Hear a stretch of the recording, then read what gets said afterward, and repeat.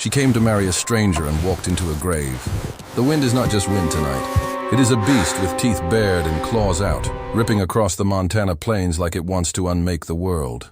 It's 1869. The Civil War is over, but the war inside people, that's just beginning. And into this frozen hell walks Annabelle Sinclair. She is not supposed to be here. She was promised a husband, a ranch, a future. The Missouri Matrimonial Agency said, "Red Bluff Ranch, Mr. Carter, he's waiting." But the stagecoach driver lied. Or maybe the snow swallowed the truth. Either way, the coach is gone. The trunk is half buried. And Annabelle? She is alone. She walks 1 mile, then 2. Her shawl is wool, but it might as well be paper. Her boots are leather turned to ice. Her breath is white ghosts that die before they reach the sky. Then a shape in the blizzard. Red Bluff Ranch, low, dark, unwelcoming, like a coffin lid half open. She raises a trembling fist. Knuckles roar. She knocks. Knock, knock, knock. The door flies open before she touches it. And there he is. Colt Rafferty. 6 feet of winter steel. Coat unbuttoned to the cold like he dares it to kill him. Revolver low on his hip. Wedding band catching the firelight like a warning. His eyes are storm slate gray. The kind of eyes that have seen too much and buried the rest. "Annabelle Sinclair," she says.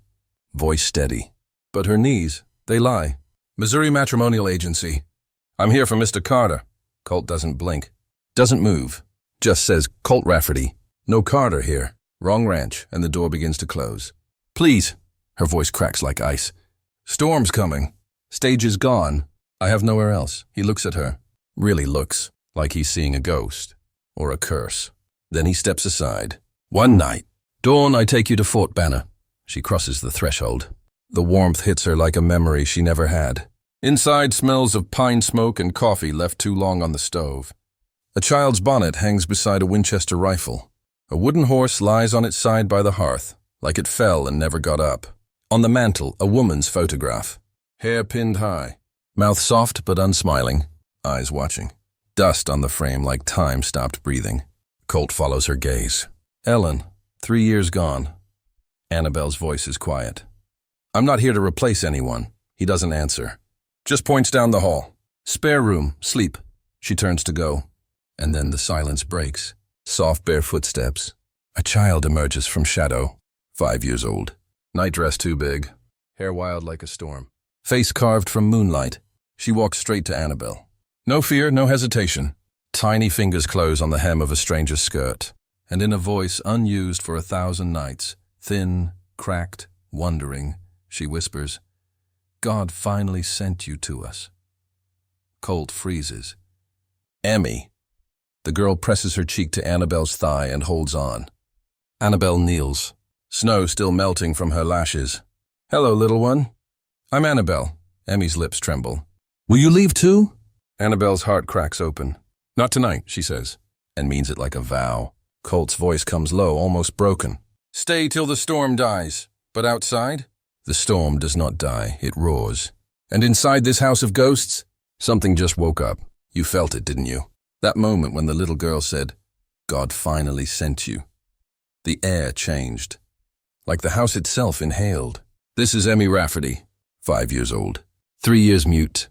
Not from birth, from something worse. Colt hasn't heard her voice since the night his wife vanished. Since the blood, since the silence swallowed everything. But now she speaks.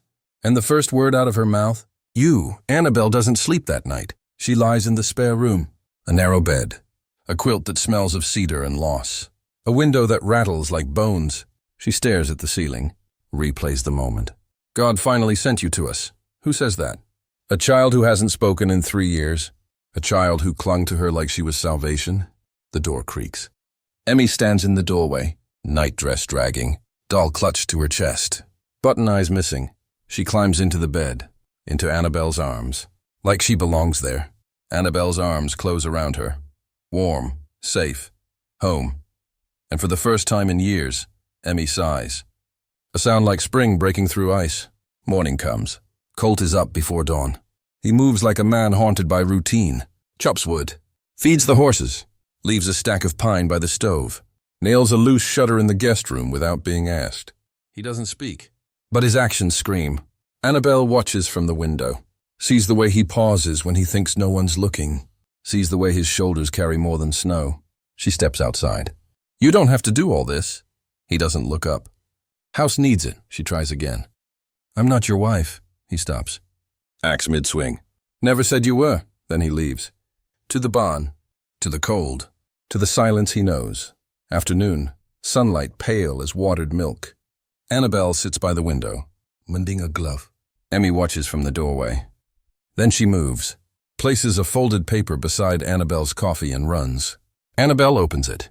3 stick figures. One tall with a hat, one with yellow hair, one small holding both hands. Above them, a fierce yellow sun. Below, in crooked charcoal, Mama. Annabelle's breath catches. She presses the drawing to her chest until the paper warms. Evening.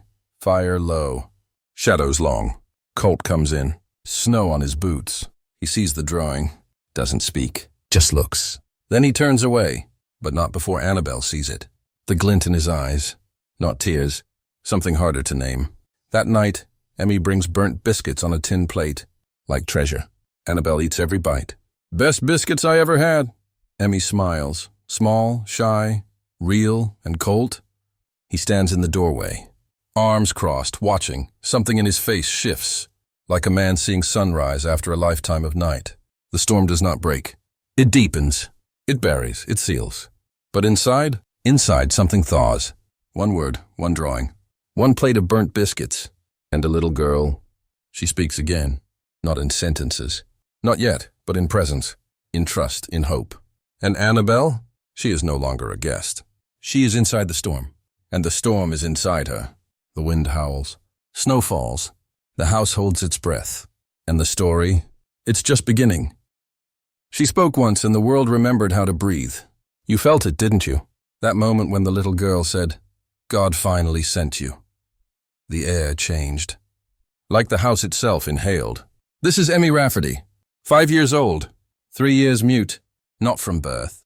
From something worse. Colt hasn't heard her voice since the night his wife vanished. Since the blood. Since the silence swallowed everything. But now she speaks. And the first word out of her mouth? You.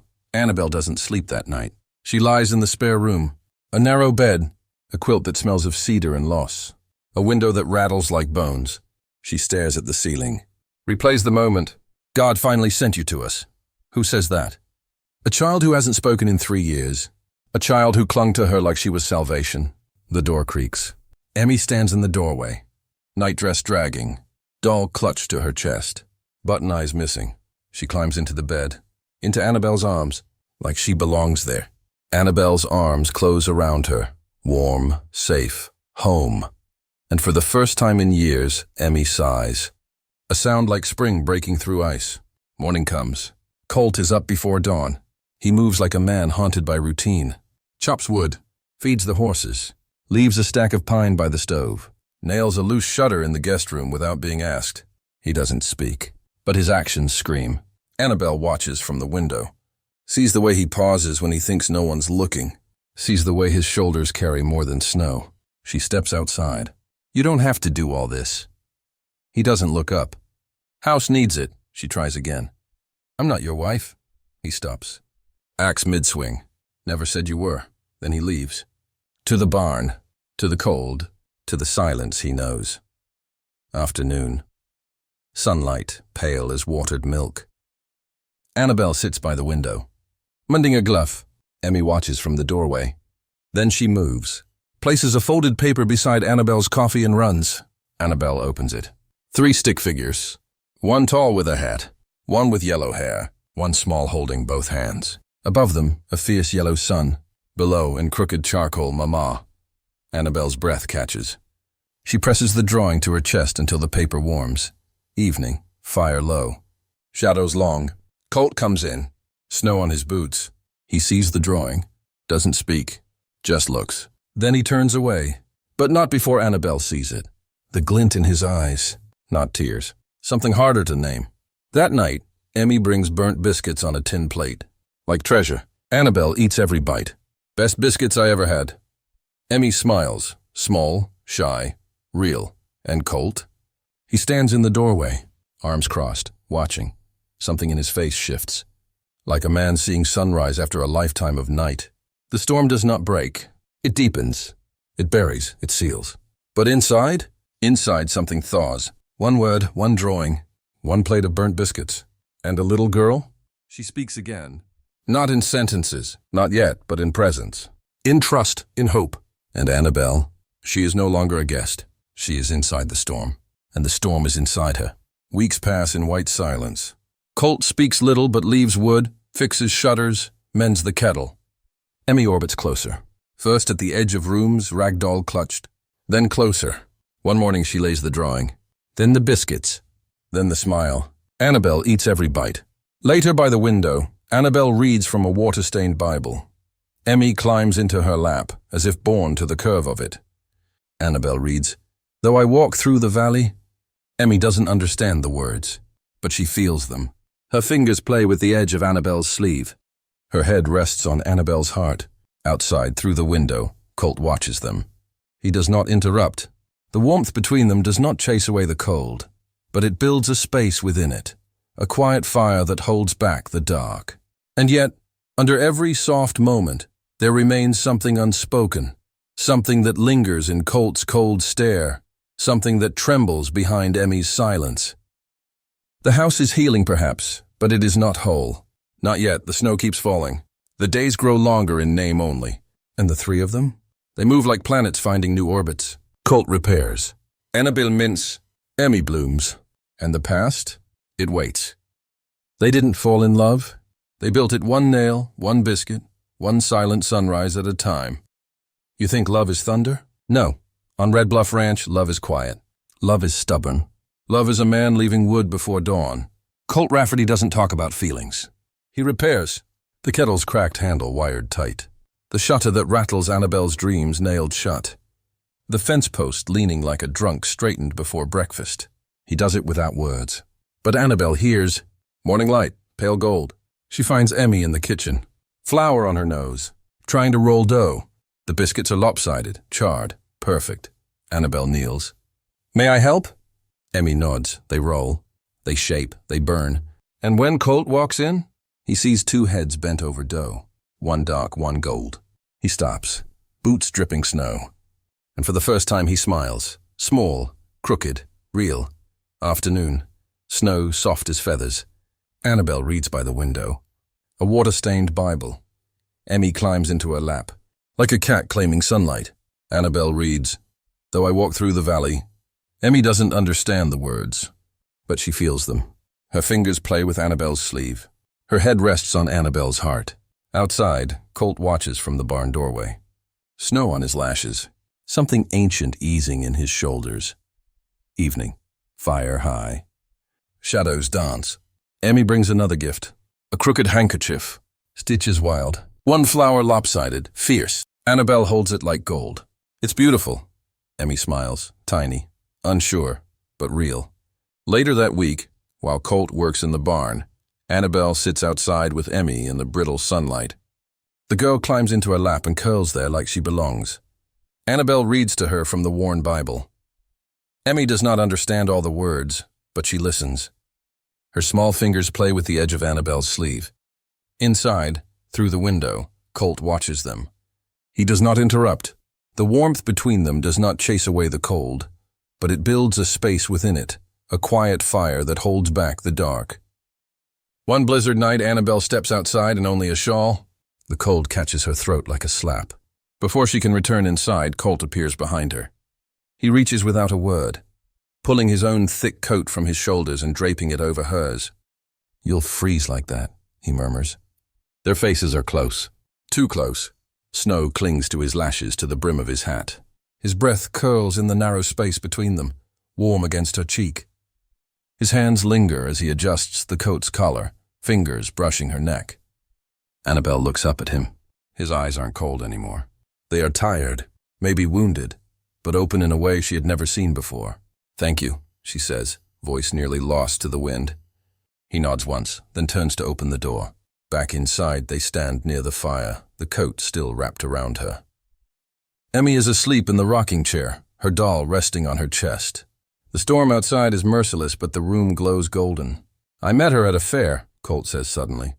Annabelle looks up. "My wife." Her name was Ellen. She wore blue, always blue, even in winter. She used to laugh at the way I walked in boots. Said I looked like a stiff ox. Annabelle smiles gently. She sounds strong. She was, he says. She kept this place alive long before I knew how. Taught me how to cook, how to hold Emmy without panicking. I was no good at babies. His smile flickers, then fades. I still wear this. He lifts his left hand, showing the ring. Because I'm afraid if I take it off, I'll forget the sound of her voice. Annabelle reaches out slowly, carefully. Her hand comes to rest over his chest just above the heartbeat. Maybe she wants you to remember something else now. Not just her voice, but the way she loved you, and how much you still have left to give. Colt swallows hard. I do not know how, he says. You do, she replies. You already are. His hand hovered just beneath hers, not touching, but close. The storm raged outside, fierce and unforgiving. Inside, the warmth between them held, fragile but real. And for the first time since she arrived, Annabelle did not feel like a guest in this house. She felt like she had been waited for. The snow had begun to melt. Days grew longer, though the air still bit with winter's breath. Inside the house, the quiet routine of newfound warmth carried on. Annabelle's stitching, Colt's repairs, Emmy's laughter in the yard. But peace has a way of warning just before it breaks. Love is not a moment. It is moments. A fixed kettle, a burnt biscuit, a crooked stitch, a child's laugh. And Colt, he is learning the words. The house breathes easier.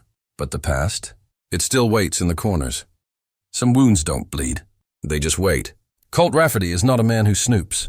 But the house is small, and grief makes curiosity sharp. He's hunting blankets. Annabelle mentioned a draft. He finds the letter, unsealed, innocent as a knife. He shouldn't, but he does. A trauma to the abdomen. Shrapnel, likelihood of childbearing minimal to none. The words cut. Not with blame, with truth. That night the fire burns low. Emmy sleeps upstairs. Colt stands at the window, arms folded like bars. I read it. Annabelle stiffens, but doesn't flinch. I was a nurse, she says. War took what it wanted. Colt crosses the room slow as a man walking thin ice. You carried boys off battlefields. I couldn't carry a cradle without shaking. Respect, Annabelle. That's what you've earned. She looks at him. Really looks, and sees not pity but recognition. Two survivors measuring the same scar. Silence settles. No longer enemy, but ally. Weeks later, changing sheets, she finds the second drawing beneath Emmy's pillow. A woman dragged by a tall shadow, a man asleep in blood, the child watching from the stairs. She carries it to Colt. He ages 10 years in one breath. I was drunk, he says. Argument I can't recall. Woke to blood on my shirt, on the floor by the back door. Ellen gone. Coat gone. Nobody. Sheriff, my cousin, called it disappearance. You believe you... I believe I failed her. His voice cracks like a frozen river. Annabelle goes alone to the widow Hargrove's cabin at the edge of the pines. The old woman's eye is milk-blind, her tongue sharp as a skinning blade. I heard the scream, she says. Saw 2 sets of tracks leave the ranch. 1 set came back. Sheriff told me keep quiet. Snow keeps falling. Inside the house, small miracles multiply. Emmy's first laugh bright as a struck match. Crooked stitches on a handkerchief blooming into lopsided roses. Colt lifting the child onto a chestnut mare named Lark, walking beside her while she waves like a queen. One blizzard night, Annabelle steps outside in only a shawl. The cold slaps her lungs. Colt follows, drapes his bearskin coat over her shoulders. Their breath mingles white in the dark. His calloused fingers brush her throat, adjusting the collar. Neither moves away. Later, firelight low, he speaks of Ellen, how she mocked his stiff gait, taught him to cradle a baby, always wore blue like a dare to the winter. I keep the ring, he says, afraid her voice will fade. Annabelle laid her palm over his heart. Maybe she kept you alive to learn a new song. His hand rose, hovered, settled over hers. Spring teased, then retreated. The small mercies continue, but under every soft moment, a shadow, a question, a blade waiting to fall. The past didn't die. It just waited for spring. The past didn't die. It just waited for spring. The snow keeps falling. But the truth? It's rising. Annabelle can feel it. In the way Colt flinches at loud noises. In the way Emmy freezes when the back door creaks. in the way the house holds its breath at night. She goes to Hargrove's cabin again. The old woman rocks on her porch. That night, she says, I heard a scream, midnight, sharp as a hawk. Then nothing. Next morning, 2 sets of tracks. One deep, one light. Only one came back. Annabelle's blood turns to ice. Back at the ranch. Fire high, shadows long. She confronts Colt. You didn't kill her. He doesn't answer. Just stares into the fire. I don't know. Flashback. Whiskey. Blood. A door slamming. That night, Annabelle steps outside. Only a shawl. The cold bites. Colt follows. Drapes his bearskin coat over her. His fingers brush her neck. Warm, rough, alive. Neither moves away. Later, he speaks of Ellen. How she mocked his stiff walk. How she taught him to braid hair. How she always wore blue. I keep the ring, he says. Afraid her laugh will slip through my fingers. Annabelle lays her hand over his heart. Maybe she kept you alive to learn a new song. His hand covers hers. Stays. Spring teases. Then retreats. The small miracles multiply. Emmy's first laugh like wind chimes in a storm. Crooked stitches on a handkerchief. Colt lifting her onto Lark, walking beside her while she waves. But the shadow grows. One iron gray noon, a rider comes coat crusted with road dust, eyes flat as hammered tin. Dana, he says. Used to work here. Emmy sees him from the doorway and turns to stone. Then she bolts, a small blue ghost vanishing down the hall. Annabelle finds her under the bed, charcoal scratching floorboards. Woman, child, knife, blood. The front door slams. She remembers, Danner says, blade catching firelight. Annabelle reaches for the Winchester. He strikes it away. She falls. The knife rises. Emmy flies between them, arms spread like wings. Annabelle twists, takes the steel across her ribs. Blood flowers crimson on calico. Colt's rifle roars from the doorway. Danner staggers, clutching his side. Colt advances, face carved from wrath, and kicks the knife into the hearth. Neighbors come running, drawn by the shot, by the scream years late. They know Danner's face, remember the night, haul him off in irons while he curses the child who finally spoke. Fever comes like a second winter. Colt sits vigil, bathing Annabelle's brow with snowmelt, voice raw from prayers he'd forgotten how to say. When the fever breaks, Emmy tiptoes in, lays a cool rag on Annabelle's forehead, and whispers to Colt, She's my mama now. The truth is out. But the cost? It's just beginning. Some men don't come for closure. They come to finish what they started. The rider comes at noon, coat crusted with road dust, eyes flat as hammered tin. Danner, he says. Used to work here. Emmy sees him from the doorway and turns to stone. Then she bolts. Annabelle finds her under the bed, charcoal scratching floorboards, woman, child, knife, blood. The front door slams. She remembers, Danner says, blade catching firelight. Annabelle reaches for the Winchester. He strikes it away. She falls. The knife rises. Emmy flies between them, arms spread like wings. Annabelle twists, takes the steel across her ribs. Blood flowers crimson. Colt's rifle roars from the doorway. Danner staggers, clutching his side. Colt advances, face carved from wrath. He kicks the knife into the hearth. Neighbors come running. They know Danner's face. They remember the night. They haul him off in irons. Fever comes hard. Colt sits vigil, bathing Annabelle's brow with snowmelt, voice raw from pleading. When the fever breaks, Emmy tiptoes in, places a cool rag on Annabelle's forehead, and whispers to Colt, She's my mama now. Annabelle wakes to sunlight on fresh snow. The wound across her ribs had mostly healed, but the ache inside her had only grown. She could not stay, not after everything, not when she could never give Colt what his wife once did. That morning she sat at the kitchen table and wrote with a trembling hand, Dear Colt, you have given me a warmth I thought I'd never feel again. But I am not whole. I cannot bear children, and you deserve more than what I can offer. You and Emmy need someone who can give you a real future, not just pieces of one. Please know that I love you both. But love is not always enough. She folded the letter carefully and placed it on the mantel beneath the photograph of Ellen. Then she turned to pack. The knife cut deep, but the truth cut deeper. And now the healing begins. She loved them enough to leave. They loved her enough to follow. Annabelle wakes to sunrise on fresh snow. She writes the letter with a hand that shakes harder than the wind. Dear Colt, I cannot give you sons. You deserve a full house, not echoes. I love you both enough to leave. She leaves it on the mantel beneath Ellen's photograph and begins to pack. Upstairs, Emmy stirs from her nap. The house is quiet, too quiet. She creeps down the stairs in her socks, doll clutched in her arms. That was when she saw the letter, her name scrolled in the second paragraph right after the words, I cannot be her mother. Her chest tightens.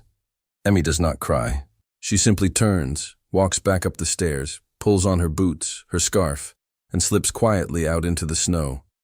By the time Annabelle notices the front door ajar, the wind has begun to pick up again. Panic clutches her chest. She races upstairs, calling Emmy's name, tearing through rooms. Nothing. Colt! She screams, rushing outside. She's gone. He had just returned from the barn and dropped the saddle in the snow. What do you mean she's gone? She read the letter, Annabelle says, eyes wild with guilt. She thinks I'm leaving because of her. Without another word, Colt runs to the barn. He saddles the mare with practiced speed and hoists Annabelle up behind him. The storm is coming in faster than they'd feared. White swallows the horizon, tracks in the snow already blurred by the wind. They search the riverbed, the tree line, call until their throats are raw. Emmy! Colt shouts into the wind. Emmy, come back, but only silence answers. Then, just before nightfall, Annabelle spots a splash of blue between the trees. Colt slides off the horse before it stops moving. There, huddled beneath a gnarled pine, lay Emmy, arms wrapped around her doll, cheeks pale, eyes barely open. Baby! Annabelle chokes out, falling to her knees. What have you done? Emmy's lips tremble. You don't want me anymore. Annabelle pulls her close, cradling her with shaking arms. No, she whispers, pressing her forehead to the child's. I was never leaving you. I thought I was protecting you, but I was wrong. Colt kneels beside them, wrapping his coat around them both, his hands trembling. Don't you ever run from us again, he says, voice cracking. You're our little girl. Nothing changes that. Emmy's small arms reach up, locking around Annabelle's neck. I want you to be my mama forever, she whispers. And Annabelle, crying now, holds her tighter. Then I will be, she says. Forever, if you'll have me. Colt's hand finds Annabelle's, squeezing it in silent agreement. In the middle of the snow-covered forest, with the wind howling and the past finally behind them, a broken family is made whole again. The leaving letter? It never left the house. But love, it came back stronger. Some families aren't born. They're forged in fire, snow, and unbreakable love. The next morning, the storm has passed. The world outside is blanketed in fresh white. Trees bow under snow and the air is still and cold. Inside, the house stirs gently, fire crackling, soup warming on the stove, and the soft hum of life returning after a long, hard night.